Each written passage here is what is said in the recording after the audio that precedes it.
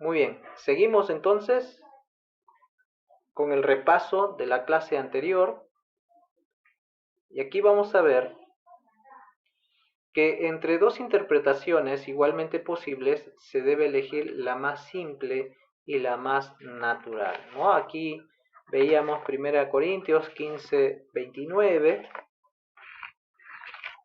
donde Pablo está hablando de aquellos que se bautizan por los muertos.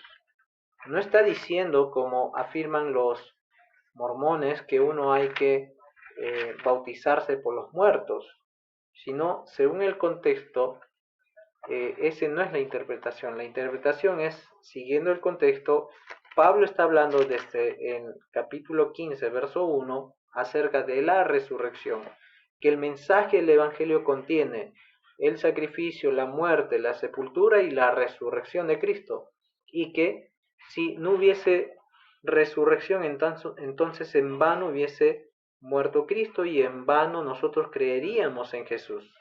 Verso 20, mas ahora Cristo ha resucitado. Por eso en el verso 29 dice, de otro modo, ¿qué harán los que se bautizan por los muertos si en ninguna manera los muertos resucitan? Es decir, si no hay resurrección, por gusto harían aquellas personas que hacen esto. No está diciendo que debemos hacer esto, está explicando que sería en vano si es que no hay resurrección.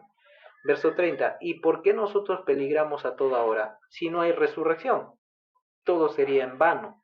Esa es la correcta interpretación. Entonces, ante dos interpretaciones igualmente posibles, uno tiene que elegir la más simple y natural, respetando el contexto de lo que está diciendo el autor. En este caso estamos viendo al apóstol Pablo. Quiero mandar saludos a Montaña Javier, saludos también desde aquí, desde Perú, al hermano Carlos Lucas. Bendiciones también a usted y a su familia y a todos los que están sintonizando en esta hora del día. Muy bien. Ahora vamos a ver también la última parte, si no me equivoco, lo que vimos es que la historia de la iglesia es importante, pero no es conclusiva en cuanto a la interpretación de la palabra de Dios. Es decir, la iglesia no determina lo que la Biblia enseña. Es la Biblia lo que la iglesia, es la Biblia la que determina lo que la iglesia debe enseñar. Y esto pues se basan pues los católicos, por ejemplo, ¿no? Ellos no consideran a la Biblia como superior o como fundamento, sino a la iglesia misma, específicamente al clero, ¿no? Al papa y a todos los que están allí. Y lo que ellos dicen vale más de lo que la Biblia pueda decir, ¿no? Siguiendo a dogmas o a tradiciones. Cuidado, aún en la iglesia evangélica también puede suceder eso. A veces por malas interpretaciones, por un mal estudio de la palabra de Dios, se vuelve algo dogmático y ese error se va arrastrando como como un dogma, que la iglesia simplemente lo va repitiendo y siendo algo equivocado. No solamente los católicos, también los evangélicos. Un claro ejemplo es cuando vemos Mateo 25, por ejemplo, cuando habla de las 10 vírgenes.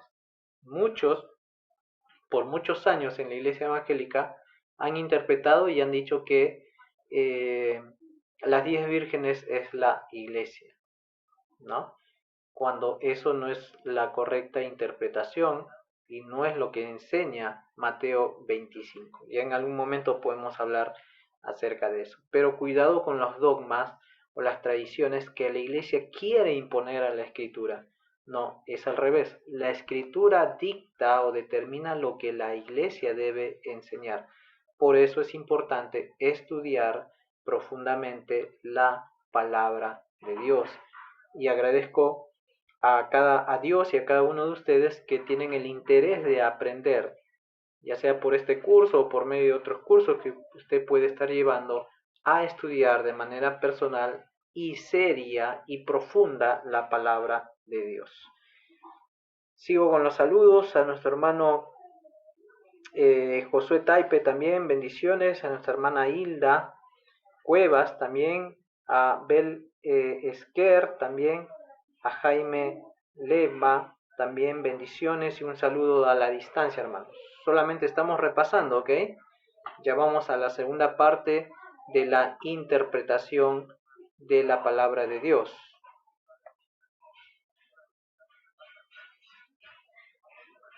Ahora sí, vamos a ver lo que son las leyes gramaticales. Ya hemos visto las leyes generales. Ojo, no estamos viendo las 15 reglas de interpretación, que eso va a ser un curso que más adelante a la par se va a llevar para el estudio bíblico, ¿ok? Solamente estamos viendo leyes generales de interpretación y ahora vamos a ver leyes gramaticales en la interpretación de la palabra de Dios. ¿Por qué esto es importante, hermanos? Porque hay que entender de gramática. La Biblia es una literatura y por tanto tiene leyes gramaticales que en cualquier escritura que nosotros hemos aprendido desde la primaria, ¿no? Cómo se conjugan los verbos, qué es el artículo, qué es el verbo, el sujeto, el predicado, la oración, etcétera. Dicho sea de paso, voy a hacer un pequeño video de leyes gramaticales generales que puedan refrescar nuestra memoria para así aplicarlo correctamente a la palabra de Dios y no estar cometiendo errores gramaticales, ¿no? En la interpretación y el estudio de la palabra de Dios. Bien, entonces, la primera que vamos a observar como ley gramatical es la interpretación literal. La interpretación literal de la palabra de Dios. ¿Qué nos dice esta primera ley gramatical? Que debemos dar a cada palabra de la Biblia el significado básico, exacto, que se le daría en su uso normal y común. Eso no quiere decir que no hay simbolismo, que no hay paralelismo y todo lo demás. Sí, lo vamos a ver más adelante. Pero la Biblia misma nos va a decir y nos va a mostrar y nos vamos a dar cuenta que es algo simbólico. Mientras tanto, hay que interpretar de manera literal cada palabra en su significado básico y en su uso normal. No significa que no hay lenguaje figurado, claro que sí, sobre todo en libros de poesía, ¿no? O también proféticos como Apocalipsis, etc. Pero esta es la primera ley gramatical, interpretación literal. Para eso vamos a ver dos ejemplos. El más común y que se ha trastocado también de muchas maneras, no se ha dado una interpretación literal, sino una alegórica, incluso o simbólica. Cuando vemos la narración que se da ya en Números, capítulo 22, versículo 22 al 30, nos está narrando el libro. ¿Se acuerdan del profeta Balaam, a quien se le pide, ¿no? Maldecir al pueblo de Israel cuando estaba allí en los campos de Moab?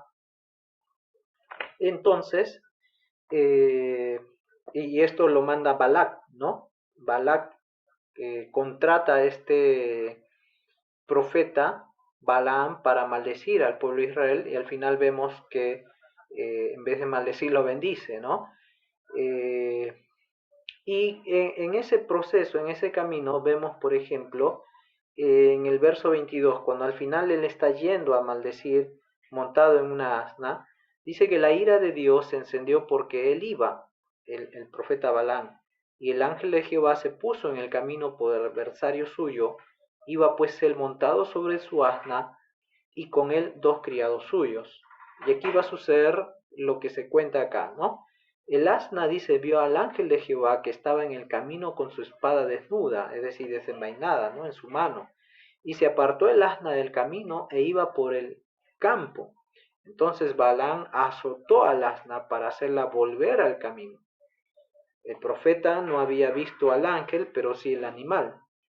Por eso se estaba apartando del camino. Verso 24. Pero el ángel de Jehová se puso en una senda de viñas que tenía pared a un lado y pared al otro lado, para que ya no se escape o se aparte del asna, ¿no? Y viendo el asna otra vez el ángel de Jehová, se pegó a la pared y apretando sobre la pared o contra la pared el pie del profeta Balaam. Y él volvió a azotarlo. Hasta ahora no se da cuenta Balaam que el ángel de Jehová está ahí impidiéndole el pase. Verso 26, y el ángel de Jehová pasó más allá y se puso en una angostura donde no había camino para apartarse, ni a derecha ni a izquierda. Viendo otra vez el asna, el ángel de Jehová se echó debajo de Balaam, y Balaam se enojó, lo azotó el asna con un palo. Entonces Jehová abrió la boca del asna, la cual dijo a Balaam: ¿Qué te he hecho que me has azotado estas 3 veces? Balaam respondió al asna: porque te has burlado de mí.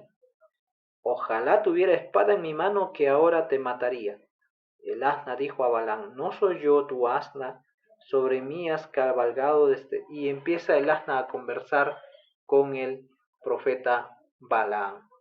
Entonces, algunos han intentado desacreditar esta historia diciendo que en realidad el asna no habló, sino que era la conciencia de Balaam que le estaba diciendo, ¿no? Y cada personaje ponen ahí algo simbólico, ¿no? El asna es la conciencia y que Balaam está hablando a sí mismo. No, esa no es la manera correcta de interpretar la palabra de Dios en este caso.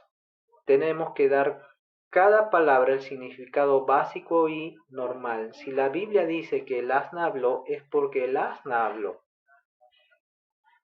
Si la Biblia dice que el asna vio al ángel de Jehová, es porque eso sucedió. Debemos darle una interpretación literal y no, a veces tenemos la costumbre de alegorizar todo, ¿no? O sea, simbolizar todo, nada es literal, todo es simbólico y no es así. Hay simbolismo, hay lenguaje figurado, pero más adelante vamos a ver cómo identificar cada uno de ellos. O como por ejemplo en Lucas capítulo 10, verso 30 al 35, se está narrando la parábola o la historia que Jesús habla acerca del buen samaritano, ¿no? Todos conocemos la historia del buen samaritano, entonces algunos incluso también han alegorizado esto, que en realidad no era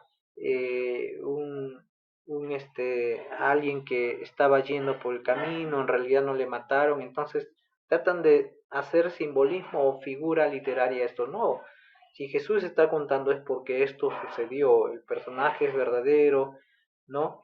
El sacerdote, el escriba, el samaritano y todo lo que podemos ver allí. Entonces, la primera ley gramatical aplicado a la palabra de Dios es que hay que darle o hay que interpretar literalmente hasta que el pasaje sea necesariamente algo figurativo, ¿no? Pero a cada palabra hay que darle el significado básico y común que se lee en el texto, ¿ok? Y espero que esto sea claro y que no haya confusión en cuanto a esto. Ahora sí, vamos a la segunda ley que nos dice: hay que respetar la historia en el que fue escrito el texto. ¿A qué nos referimos con respetar la historia del texto? Es decir, tenemos que tener la tarea de investigar las costumbres, las metáforas o las comparaciones que podemos encontrar. Para entender, por ejemplo, las metáforas se debe estudiar el objeto de comparación. Más adelante vamos a ver las parábolas y las metáforas, ¿ok? Pero hay que investigar el habla o la manera de escribir y de enseñar allá en Medio Oriente, allá hace 1000 años, allá hace muchos siglos, no es la misma manera en la que nosotros hablamos, ¿no? Muchos hablaban a través de metáforas, había una costumbre de hablar, de comparar y de enseñar, como por ejemplo en Proverbios vemos, ¿no? Hoy en día ya nadie se habla en Proverbios, eh, pero hay que investigar, ¿no? Cómo eran las costumbres, cómo era la manera de hablar o la manera de dar un mensaje o remarcar un valor, etc. Por ejemplo, cuando vemos en Cantares, si hacemos una investigación, en Cantares capítulo 1, versículo 5 dice: morena soy, está hablando la Sulamita, ¿no? La esposa de Salomón. Oh hijas de Jerusalén, pero codiciable, como las tiendas de Cedar, como las cortinas de Salomón. Si uno hace un poco de investigación, vemos que cuando se menciona las tiendas de Cedar eran negras. Por eso la Sulamita dice morena soy, ¿no? O negrita, digamos, morena, ¿ya?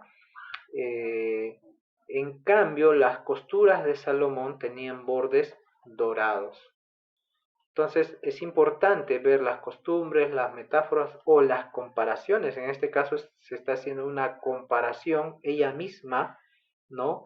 Con las cortinas de Cedar, con las cortinas de Salomón. O cuando vemos, por ejemplo, el texto cuando dice, tanto en el Antiguo como en el Nuevo Testamento, cuando dice ceñirse los lomos. ¿Qué entiende uno por ceñirse los lomos? Bueno, hay que estudiar, no les voy a decir, pero hay que estudiar así, algunas costumbres, algunas comparaciones o metáforas que se usaban en aquellos tiempos. Para eso sería bueno e importante, si están sus posibilidades, ¿no? Tener un libro de usos y costumbres bíblicos, que sería muy bueno, que nos ayuda en nuestro estudio bíblico. Muy bien, no se olviden que si tienen alguna pregunta, pueden hacerla y pueden comentar también aquí en la transmisión. También, como punto C, vamos a ver como tercera ley gramatical, ahora sí, respetar las reglas gramaticales. Es decir, cuando encontramos verbos, sujeto, predicado, preposiciones, artículos, ¿no? Adjetivos, subjetivos, etcétera, o palabras de conexión que son importantes identificar y nos van a marcar en nuestro estudio bíblico. Por ejemplo, la palabra de conexión y. Cuando usted encuentre un y, nos está conectando o está uniendo o añadiendo algo, una idea con otra. En nuestro libro de estudio, Colosenses, por ejemplo, sí encontramos varios. Como ejemplo, nada más en el capítulo 3, versículo 14, 15 y 16. Dice, desde el verso 12 les está diciendo que deben vestirse como escogidos de Dios, amados, de entrañable misericordia, soportándose, perdonándose como Cristo perdonó, así también hacedlo vosotros. Y ahí está uniendo o está añadiendo. Y sobre todas estas cosas vestidos de amor. O sea, no solamente vístanse de esto, sino y sobre todo esto que le estoy diciendo, vístanse de amor. Verso 15. Y la paz de Dios gobierne en vuestros corazones. Verso 17. Y todo lo que hacéis, sea de palabra o de hecho. Entonces ahí la conexión y está uniendo o añadiendo la idea que Pablo está diciendo sobre ser vestidos como escogidos de Dios, ¿no? Como nuevas criaturas. También la otra palabra de conexión que ya hemos visto también en los conectores lógicos, ¿se acuerdan? Es por qué o porque, que nos da la razón. Hay varias en Colosenses que ya lo hemos visto, pero he sacado aquí capítulo 3, verso 20. Cuando le dice a los hijos, ¿no? Hijos, obedecer a vuestros padres. Porque, o sea, ¿cuál es la razón que deben obedecer a vuestros padres? Dice, porque esto agrada al Señor. La razón en que ustedes como hijos deben obedecer a sus padres es porque esto es agradable al Señor. Usted también puede encontrar estos conectores, estas palabras de conexión. Hay muchas más, obviamente. Puede ver los videos anteriores donde hablo de los conectores lógicos en la observación profunda. El para qué marca un propósito. Por ejemplo, en Colosenses 1:9, Pablo dice que él ora por los hermanos y su petición tenía un propósito, porque el para qué marca un propósito, ¿no? Verso 9 dice, por lo cual también nosotros, Pablo y Timoteo, nosotros, desde el día que lo oímos, no cesamos de orar por vosotros y de pedir, ¿cuál era su petición? Que seáis llenos del conocimiento de su voluntad en toda sabiduría e inteligencia espiritual. ¿Con qué propósito, Pablo? Ahí dice, verso 10, para que andéis como es digno del Señor, agradándole en todo, llevando fruto y creciendo en el conocimiento de Dios. Con este propósito, Pablo oraba para que sean llenos del conocimiento de su voluntad, para que anden como es digno el Señor, para que sean fortalecidos, verso 11, con todo poder, para que anden con gozo, dando gracias al Señor. Entonces, el para qué, recuerden, este conector lógico nos habla de propósito. El por lo tanto o el por tanto, que es equivalente, indica una consecuencia. Cuando usted encuentre esto, va a encontrar una consecuencia de lo que ha dicho anteriormente, ¿no? Ahí mismo en Colosenses 2:6. Por tanto, de todo lo que ha dicho en el capítulo 1, capítulo 2 está empezando, ¿no? Por tanto, dice, de la manera que habéis recibido al Señor Jesucristo, andad en él. Es decir, en consecuencia de lo que ustedes han oído o de lo que le estoy diciendo, ¿no? De Cristo, que es preeminente, que en él habita toda plenitud, que ustedes, a quienes yo no he visto, no han visto mi rostro, sean consolados y puedan entender, puedan tener pleno entendimiento de Cristo, en quien están escondidos todos los tesoros de la sabiduría. Por tanto, aunque yo estoy ausente, no obstante en espíritu estoy presente, no por tanto, de la manera que habéis recibido al Señor Jesucristo. Es decir, en consecuencia de todo esto, anden de esta manera, ¿no? Entonces, y vemos como punto C, respetar las reglas gramaticales. Escuche con paciencia, apunte con paciencia, no se preocupen, esta clase está siendo grabada y va a estar subida al canal de YouTube, lo cual les invito a que se suscriban, y también el enlace se va a subir aquí a la página de Facebook del Pastor Daniel Carlos. Una más y terminamos con esta clase, que quiero que no sea muy extensa, sino breve, para que puedan tomar apuntes, para que puedan estar con paciencia, anotando, verificando sobre todo los pasajes que les estoy mostrando para su propio entendimiento y estudio bíblico personal.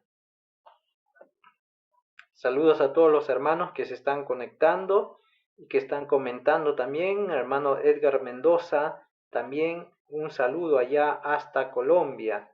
A los hermanos de México y a los hermanos que están escribiendo de todas partes y se están conectando también. Una más, entonces, vemos la siguiente ley gramatical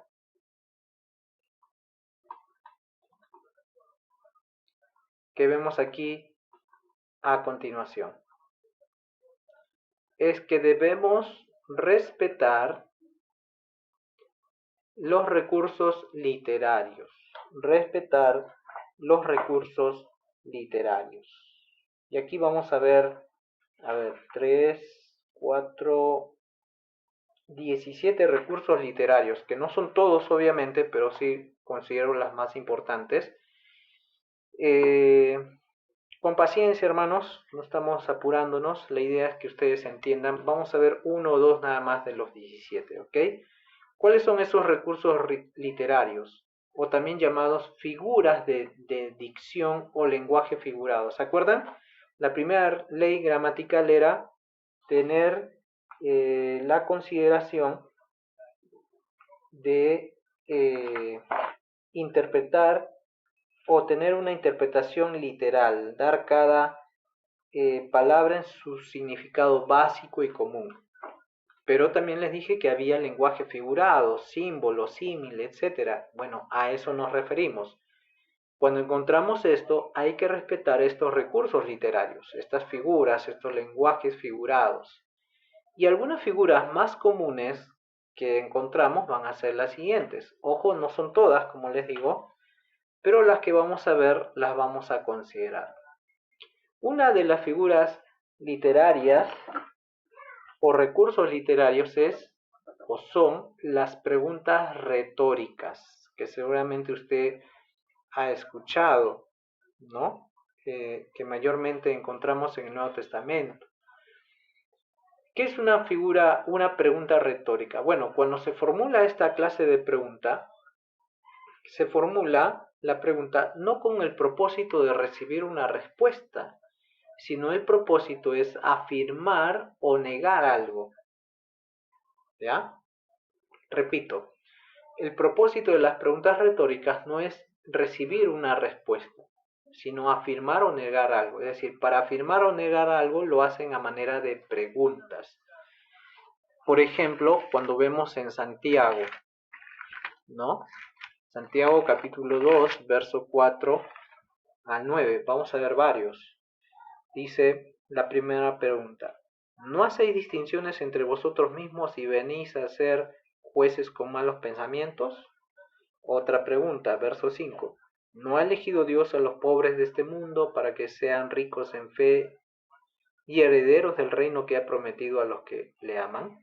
Verso 6. ¿No os oprimen los ricos y no son ellos mismos que os arrastran en los tribunales? Verso 7. ¿No blasfeman ellos del buen nombre? Y así, ¿no? Preguntas retóricas, no para contestar, sino para afirmar o negar algo. Como también el mismo Santiago, capítulo 4, verso 1 y 2. ¿De dónde vienen las guerras y los pleitos entre vosotros? ¿No es de vuestras pasiones las cuales combaten en vuestros miembros? Es decir, ahí mismo se está contestando, pero no está pidiendo una respuesta del lector. Está para afirmar algo o negar algo. Y aquí vamos a ver el siguiente detalle en las preguntas retóricas. Cuando la pregunta es en forma positiva, se exige un no. ¿Okay? Cuando es en positiva, se exige un no. Como por ejemplo, Romanos 6.1 dice: ¿qué pues diremos? ¿Perseveraremos en el pecado para que la gracia abunde? Pablo está preguntando esto no para dejarlo en una pregunta en la nube, sino para afirmar o negar algo. En este caso, ¿quiere afirmar o negar? Quiere negar porque exige un no. ¿Perseveraremos en el pecado para que la gracia abunde? La respuesta es no. Por eso dice en el verso 2, en ninguna manera, o sea, un rotundo no. Él está queriendo negar algo, que no es posible que perseveremos en el pecado para que la gracia abunde, ¿no? No está dando un permiso para pecar. No, rotundamente no. Primera Corintios, capítulo 1, verso 13. ¿Acaso está dividido Cristo? ¿Fue crucificado Pablo por vosotros o fuisteis bautizados en el nombre de Pablo? ¿Cuál sería la respuesta? No, porque dice: doy gracias a Dios de que a ninguno de vosotros he bautizado, sino a Crispo y a Gallo, para que ninguno diga que fuiste bautizado en mi nombre. Entonces, cuando la pregunta es en positivo, se exige un no. Pero cuando la pregunta es en negativo, exige un sí. ¿Ok? Veamos ahí en Hechos 7:50. El testimonio, si no me equivoco, de Esteban. Hechos 7:50. ¿Ok? Con paciencia. Veamos lo que dice. Dice el verso 50. Está citando las escrituras, Esteban en su testimonio. ¿No hizo mi mano todas estas cosas? Cuando la pregunta es en negativa, se exige un sí. O sea, ¿no hizo mis manos estas cosas? Sí, Dios las hizo. Cuando dice Isaías 40:21, Isaías capítulo 40, verso 21. La pregunta es, ¿no sabéis? ¿No habéis oído? ¿Nunca os lo han dicho desde el principio? ¿No habéis sido enseñados desde que la tierra se fundó? La respuesta sería, sí, ellos saben, ellos han oído, ellos habían sido enseñados. ¿Ok? Otra vez, Romanos 8:32. Esto usted puede comparar los versos con su propia Biblia, ¿ok? Romanos 8:32 dice, el que no escatimó ni a su propio Hijo, sino que lo entregó por todos nosotros, ¿cómo no os dará también con él todas las cosas? ¿Cómo no os dará? La respuesta es sí, sí nos va a dar todas las cosas. ¿Ok? Y volvemos a Santiago, el ejemplo que les había dado, ¿no? Cuando la pregunta es en negativa, se exige un sí. Capítulo 2, verso 4. ¿No hacéis distinciones entre vosotros mismos y venís a ser jueces? Sí, ellos hacían distinciones. ¿No ha elegido Dios a los pobres de este mundo? Sí, Dios había elegido a los pobres de este mundo. Verso 5. Bueno, verso 6. ¿No os oprimen los ricos y no son ellos mismos que os arrastran en los tribunales? Sí, eso hacían los ricos. Verso 7. ¿No blasfeman ellos el buen nombre? Sí, ellos blasfemaban. Y así, ¿no? Cuando la pregunta es en positiva, exige un no. Cuando la pregunta es en negativa, exige un sí. Esto en las preguntas de tipo retóricas. Y si la pregunta es ¿con quién?, exige un nadie. O sea, ¿quién? Exige la respuesta a un nadie. Por eso Pablo hace esta pregunta retórica en la epístola de Romanos 8, que habíamos visto, 8:31 al 34, ¿no? ¿Qué pues diremos a esto? Si Dios es por nosotros, ¿quién contra nosotros? La respuesta es ¿quién contra nosotros si Dios está con nosotros? Nadie. Nadie puede estar contra nosotros. Verso 33. ¿Quién acusará a los escogidos de Dios? ¿Quién? Nadie, porque Dios es el que justifica. Verso 34. ¿Quién es el que condenará? La respuesta es nadie. Verso 35. ¿Quién nos separará del amor de Cristo? Y da una lista, ¿no? Tribulación, hambre, angustia, etc. Nadie nos puede separar del amor de Cristo. Y si la pregunta es ¿dónde?, la respuesta es en ningún lado. Pablo dice en 1 Corintios 15:55, ¿dónde está, oh muerte, tu aguijón? ¿Dónde, oh sepulcro, tu victoria? En ningún lado. Romanos 3:27. ¿Dónde pues está la jactancia? Queda excluida. En ningún lado, está excluido. Entonces hasta aquí, hermanos, vemos el uso de los recursos literarios, y uno de ellos es las preguntas retóricas, ¿no? Respetando los recursos literarios en el uso figurativo en la gramática. Así que, hermanos, muchas bendiciones. Espero que esto haya sido también de edificación para sus vidas, y compártalo, apunte, estudie, hermano, no se desanime. Uno de las actitudes positivas del estudiante de la palabra de Dios es que es esforzado, es paciente y es dedicado a la palabra de Dios. Nada viene fácil, uno hay que poner el esfuerzo. Para eso estamos esforzándonos en estudiar la palabra de Dios. Saludos. Seguimos con los saludos entonces a nuestro hermano o hermana Grisi Carrillo. Bendiciones, hermana. A Nati Larios también. Dios le bendiga. Dice, pastor, ¿Cómo lo encontramos en YouTube?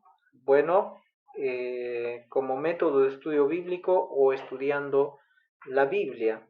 También se llama mi canal. Y ahí están ya como 11 videos de todo lo que es el estudio bíblico y puede ahí seguir la lista. También saludos a Montaña Javier hasta Colombia, los saludos. Hermano Gabriel Chávez Rojas, también. Gabriel, buenas tardes, bendiciones y espero que todos estén aprendiendo. No se olviden que al final del curso se va a otorgar todo el material. Recuerden que hasta ahora yo no he dado ningún material. He dicho que todo estudiante debe aprender a elaborar su propio material, a tener sus apuntes, a tener su cuaderno, sus anotaciones, su Biblia obviamente, ¿no? De preferencia Biblias de diferentes versiones para hacer comparaciones, etcétera. Pero al final se va a unir todo el paquete de las diapositivas, el estudio, las anotaciones, en PDF, en Word también del estudio de Colosenses, a disposición de aquellos que desean obtener. ¿Ok? Muy bien. También si desean unirse al grupo de WhatsApp, pueden hacerlo. Ahí busquen en la página de Facebook. Está fijado el grupo de WhatsApp a quienes ustedes pueden unirse.